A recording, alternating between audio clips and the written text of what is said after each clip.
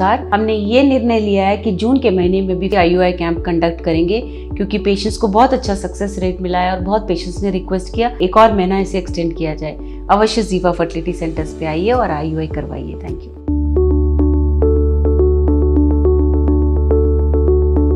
नमस्कार, मेरा नाम डॉक्टर सुवर्चला है। मैं जीवा फर्टिलिटी सेंटर्स में साइंटिफिक डायरेक्टर हूँ।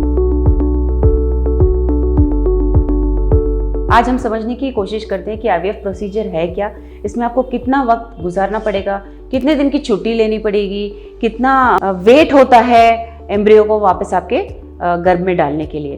तो ये समझ लीजिए कि ये प्रोसीजर पीरियड के दूसरे या तीसरे दिन ही शुरू किया जाता है।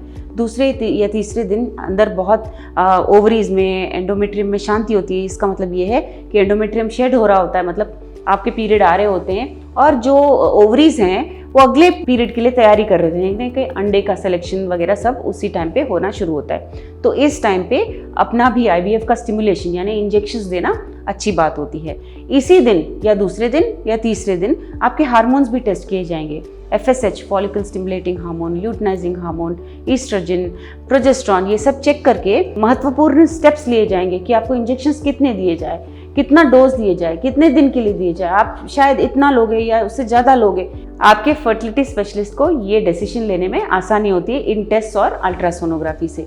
तो ये दूसरे दिन होता है। यहाँ से रिपोर्ट्स के मुताबिक आपको इंजेक्शंस दिए जाएंगे 8 से 10 दिन तक, कभी कभी 12 दिन तक भी चल सकता है और आइडियल सिचुएशन 10 से 12 डेज रहेगा। अगर 8 दिन में आप तैयार हो गए, अंडे बढ़ गए हैं, तो वो अंडों को बाहर निकाला जाएगा और अगर 14 दिन लग रहे हैं तो 12 से 14 दिन के बाद भी अंडों को निकाला जाएगा। तो ये इंजेक्शन के दौरान आपको 2 से 3 बार हॉस्पिटल आना पड़ेगा।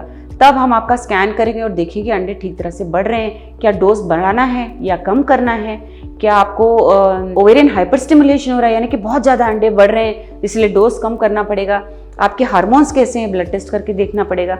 तो ये 2 या 3 स्कैन्स जो हैं आपको मिस नहीं करना चाहिए। जब भी आपके डॉक्टर आपको बुला रहे हैं आपको अवश्य वहाँ पहुंच जाना चाहिए और ये स्कैन्स और ब्लड टेस्ट जरूर कराना चाहिए। इसके बाद आपको एक बहुत इंपॉर्टेंट इंजेक्शन जिसका नाम है ट्रिगर इंजेक्शन, वो कई तरह के हो सकते हैं, HCG ह्यूमन कोरियानिक गोनाडोट्रोपिन या लूपराइड, ऐसे तरह तरह के इंजेक्शन है जो आपको दिए जाएंगे। इस इंजेक्शन का महत्वपूर्ण रोल होता है जब अंडे सही साइज के आ जाते हैं यानी कि 18 से 20 mm तक आ जाते हैं, उनको बाहर निकालने का वक्त आता है। तो जब ये इंजेक्शन दिए जाते हैं उसके 36 घंटे के बाद, 36 आवर्स के बाद इन अंडों को बाहर निकालना बहुत आवश्यक हो जाता है। इसीलिए ये इंजेक्शन जिस टाइम को आपको बताया गया उस टाइम को अवश्य लीजिए। ये नहीं है कि आप अगर मिस कर गए, 1 घंटा पहले 1 घंटा बाद ले लिया तो कुछ भूकंप आ जाएगा, बट ये याद रखिए कि आपने अगर टाइम मिस कर दिया है तो आपके डॉक्टर को अवश्य बताइए क्योंकि हम उसके मुताबिक आपका एग कलेक्शन करेंगे लेबोरेटरी में। तो ये रहा ट्रिगर इंजेक्शन और इसका उद्देश्य।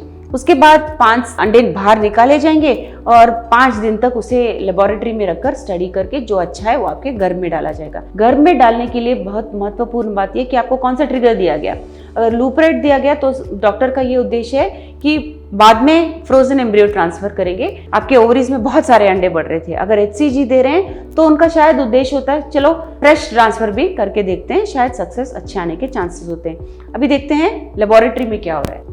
जिस दिन अंडों को बाहर निकालते हैं उसे डे 0 करते हैं यानी कि शून्य, कुछ नहीं है ना, अंडा और स्पर्म ही है, उन्हें मिलाया जाएगा या IVF किया जाएगा या ICSI यानी कि इंट्रासाइटोप्लाज्मिक स्पर्म इंजेक्शन, जहां एक एक अंडे के अंदर एक एक ही स्पर्म डाला जाएगा, उसे हम डे 0 कहते हैं। अगले दिन जब वो फर्टिलाइज होते हैं, जब माता और पिता के जीन्स आके मिक्स होना शुरू हो रहे होते हैं, उसे हम डे 1 कहते हैं और या एम्ब्रियो को उस टाइम हम जाइगोट कहते हैं। अगले दिन डे 2 के दिन 4 सेल्स हो रहे होते हैं, तो नॉर्मली 2 से 4 सेल्स, 2 से 4 सेल्स होना नॉर्मल होता है। उनकी साइज शेप सब देखकर उसे वापस रख दिया जाता है। डे 3 के दिन, तीसरे दिन 8 सेल्स होते हैं, 8 से 10 सेल होना नॉर्मल होता है। उसका साइज शेप सब स्टडी करके फिर उसे वापस इंक्यूबेटर में रख दिया जाता है। चौथे दिन मोरुला कहा जाता है। उस दिन कुछ नहीं, ये सिर्फ हार्ड मास ऑफ सेल्स होते हैं यानी कि एकदम गोले जैसे होते हैं सेल्स अंदर। 5वें दिन उसे ब्लास्टोसिस्ट कहा जाता है और इस दिन ये निर्णय लिया जाता है कि क्या हम गर्भ में एम्ब्रियो डालेंगे वापस ब्लास्टोसिस्ट या फ्रीज करेंगे। अगर आपका गर्भ मिसमैच हो रहा है, यानी कि सही साइज़ का नहीं है, रक्त प्रवाह ठीक नहीं लग रहा है, तो उसे फ्रीज करके अगले महीने या जिस भी महीने आपका एंडोमेट्रियम अच्छा होगा उस टाइम आपके एम्ब्रियो को गर्भ में डाला जाएगा। इसके बारे में अगर आपको और शंकाएं हैं, आप इसके बारे में और जानना चाहते हैं, आप IVF कराना चाहते हैं मगर डर रहे हैं, अवश्य स्क्रीन पे दिए हुए नंबर्स पे फ़ोन कीजिए, अपॉइंटमेंट लिए और सलाह लीजिए और समझिए कि IVF बहुत आसान तरीका है। सिर्फ आपका रिस्पॉन्सिबिलिटी ये है कि जिस टाइम को आपको इंजेक्शंस बताए गए कीजिए, जैसे इंस्ट्रक्शंस आपके डॉक्टर ने दिए वो करिए, आपके चांस ऑफ सक्सेस बढ़ते रहेंगे। Thank you. हमने इस वीडियो को बनाने में बहुत मेहनत की है, ज़रूर हमें सब्सक्राइब और लाइक कीजिए। Thank you.